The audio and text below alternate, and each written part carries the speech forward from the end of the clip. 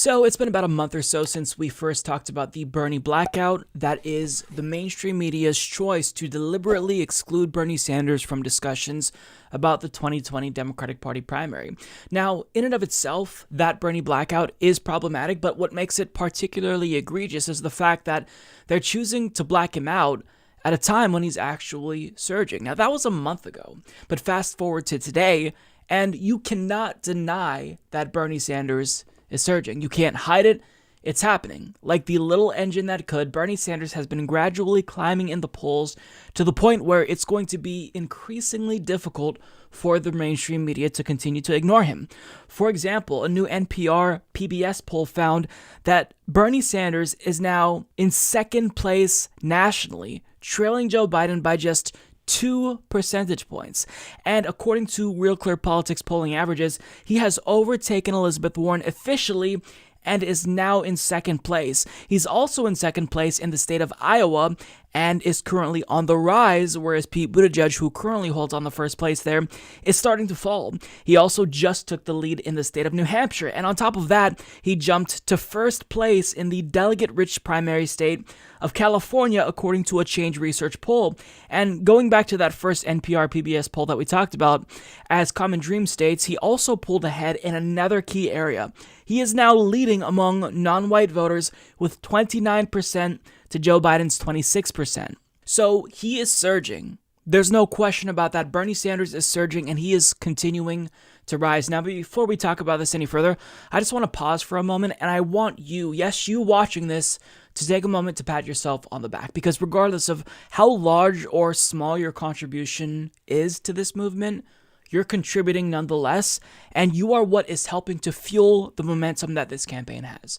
So if you donated $5 or $10, if you only made a couple of phone calls for Bernie Sanders, if you just convinced, one of your relatives to support Bernie Sanders, you are what is making this possible. This is a nationwide political movement, and you are part of it. So you are the reason why Bernie Sanders is surging. And there comes a time, as I've been alluding to, not just in this segment, but on previous episodes, that you get so big that the mainstream media can't possibly ignore you any longer. And we're reaching that point. So Bernie Sanders, now being in second place nationally and starting to rise in early primary states, the mainstream media is starting to take notice. For example, you have The Hill finally reporting on Bernie Sanders' surge. And on top of that, you have the Boston Globe's James Pindell arguing that he now has the best shot at the nomination. Now he writes, in Iowa, Bernie is in a close second place behind South Bend, Indiana Mayor Pete Buttigieg. He has reclaimed the lead in New Hampshire. And in Nevada, he is in second behind former Vice President Joe Biden, according to Real Clear Politics poll averages in those states. No one else can argue they are in the mix to win the first 3 nomination contests of Iowa, New Hampshire, and Nevada like Sanders. Big wins in those contests would make challenging him in other states insurmountable if history is any guide. What's especially interesting about Sanders is his hardcore base of supporters. Poll after poll shows that a majority of likely Democratic presidential primary voters are still making up their mind on who they will support, even if they are leaning towards someone at the moment. This means that a one-time supporter of Kamala Harris may later back Warren, and those who backed Biden may now be with Buttigieg. But Sanders people are Sanders people. In the most recent Suffolk University Boston Globe poll of likely New Hampshire Democratic primary voters released in late November, it found that 64% of Sanders voters said their minds are firmly made up to support him. Compare that with the 37% of Biden supporters, 36% of Warren supporters, and 30% of Buttigieg supporters who said they fully backed their candidate. In other words, holy crap, we might actually win this thing. Because if there's ever a time you want to surge, it is right before the primary. Because when you have a surge, you also have a lot of momentum. And momentum is what leads you to victory in a lot of these states. So understand that victory is incredibly within reach. It's possible.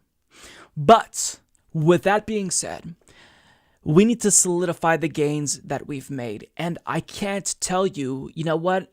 We did it. We've got the momentum that we need going into Iowa and New Hampshire. now we can, sit back and breathe a little bit easier. I can't tell you that, because in this political climate, now that Bernie Sanders is surging so much that the media is forced to pay attention to him, now we have to work even harder than ever, because I don't think you realize that the mainstream media is not going to give this to Bernie Sanders easily. The establishment is not going to allow him to just run away with this. There was an article, I think the week before last, where it detailed how Barack Obama essentially was contemplating stepping in to stop Bernie Sanders if it seemed as if he was going to be running away with the primary. So this momentum is a great thing, and we need to celebrate the victory and, the progress that we've made thus far. But now we have to defend it and keep pushing. And in fact, push even harder than we've pushed before. Because like I said, once the media universally acknowledges that Bernie Sanders is surging, they haven't universally done so yet, but they're starting to. But once pretty much the CNNs, the MSNBCs, the Fox Newses of the world acknowledge that he is in fact leading and he has a real shot at the nomination, we will see a barrage of criticism that will be like anything we have ever seen before. Because if you thought that the smears of Bernie Sanders have been disgusting now, which they have been, you haven't seen anything yet. Because capital will not just, roll over and die. It's going to fight with everything it has. So if Bernie Sanders continues to surge, and if he makes a significant jump to where he starts leading in all of these primary states, once it's undeniable, they are going to pull out every single trick in the book, and people who you once thought were your allies are now going to be speaking out against Bernie Sanders, and they will reveal their true colors. They were only paying lip service to the movement, and they never really cared about the movement. We're going to see the media try to rehabilitate other candidates like Elizabeth Warren because, since she's now sliding and they see that Bernie Sanders is rising, they're going to try to present her once again as the progressive alternative. And I can't even fathom all of the different ways that, they're going to try to beat Bernie Sanders, but understand that that is what they will do. Now, I want you to pay close attention to this race. Keep fighting. That's number one. If you are in the state of Iowa or New Hampshire, you should be on the ground knocking on doors for Bernie Sanders. If you don't live in those states, phone banking for him in those key primary states is going to be crucial. And if you can't do either of those things, if you could spare a buck or two, that will make all the difference. So that's what we need to do. We need to continue with this momentum. Hopefully he will see that rise in the polls, but with that good news, the rise in the polls and what we're seeing now will inevitably come the attacks from the establishment. So I need you to be cognizant of that fact, that will be a reality most likely. And if I'm proven wrong here, I will be, incredibly happy to be wrong about that. But understand, I think everyone knows by now that this is not going to be easy for us. The better he does among the electorate, the harder we are going to have to fight, when theoretically we shouldn't have to do that. Like if we're winning over hearts and minds, then we should be able to, just focus on convincing more people. But we're going to have to wage a battle on multiple fronts. We're going to have to continue winning over hearts and minds, and we're going to have to deal with mainstream media's bias and, elites who host these news shows who don't want Bernie Sanders to get elected because he is antithetical to everything that they stand for. He poses a real threat to the establishment. So I can, imagine a scenario where corporate Democrats and the establishment, they have these anonymous tips that they'll give to mainstream media. They'll be trying to sell stories to them.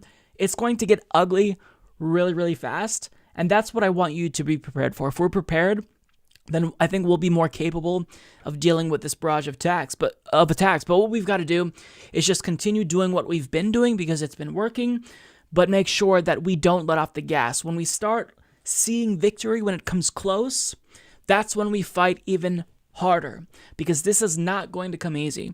And in the event Bernie Sanders actually wins this nomination, then a whole new battle begins. We defeat one enemy, and then we go after the real giant, Donald Trump. And that in and of itself will be a huge battle. But then once we beat that giant, once we slay him, then it's the biggest battle. Getting his agenda implemented and codified into law. So I don't want to tell you this so you feel discouraged. I just want you to know that this energy that we have, this level of enthusiasm, we need to sustain that in spite of what we know will likely come. The attacks, the smears, the attempts to, stop Bernie Sanders. It's going to happen. And we're in for a really long fight, but understand that all this energy that we are devoting to this movement is worth it. Because 30 years from now, when we look back at this moment and this movement, we're going to be able to tell our children and grandchildren that we were part of this movement. Like, we were the ones who did this. We got Bernie Sanders elected, and we are the generation that got Medicare for All codified into law. How amazing would that be? That would be our generation's legacy and anyone's legacy who fought alongside us. So it's going to be a tough battle, but I think we can do it, and I know you guys are ready. So just be ready, for one, and two, let's keep this momentum. So, I wanted to talk about his surge because we have to have some good news on this channel. We don't get good news too often in 2019 in American politics. But on top of that, we do need to be prepared. And I feel like I'm preaching to the choir. I think you all are already prepared, but let's just be sure that we don't allow the attacks and the criticisms of Bernie to demoralize us. Whenever they do that, we push harder, we donate more to Bernie Sanders. And I'll leave that there. He's surging, and you did this. Now let's defend what we've managed to accomplish and push even further.